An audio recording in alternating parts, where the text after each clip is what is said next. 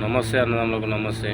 ఇండియాలో ఉన్న వాళ్ళందరికైతే ఇండియాలో దౌర్భాగ్యం ఏంటంటే మన మన దగ్గర ఉన్న వాళ్ళే మన శత్రు దేశానికి పాకిస్తాన్కు మన ఆర్మీ ఏం చేస్తుంది, మన దగ్గర కదలికలు ఎలా ఉన్నాయి అని చెప్పేటోళ్ళు బాగా ఉన్నారు. అరే మీరు ఇండియాలో పుట్టిరా పాకిస్తాన్లో పుట్టిరా పోయి నాకు ఒకటి అర్థం కాక అడుగుతున్నా.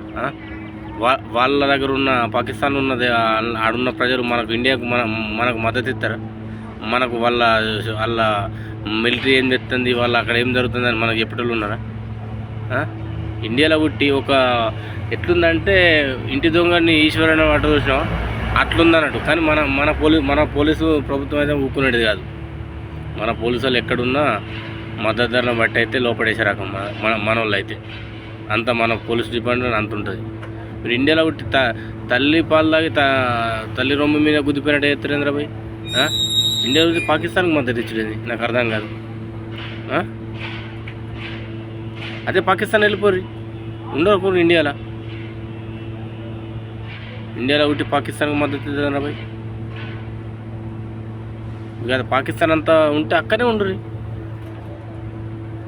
ఏం మనుషులు రా బాబు, తల్లి రొమ్ము మీద గుద్దిపేటోళ్ళు మీరు. ఇదేనా మీ పద్ధతి?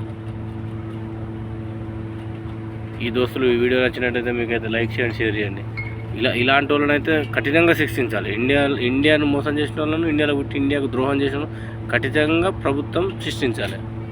అస్సలు ఇడిచిపెట్టదు వీళ్ళని. ఇలాంటి ద్రోహం చేయదు ఎప్పుడైనా.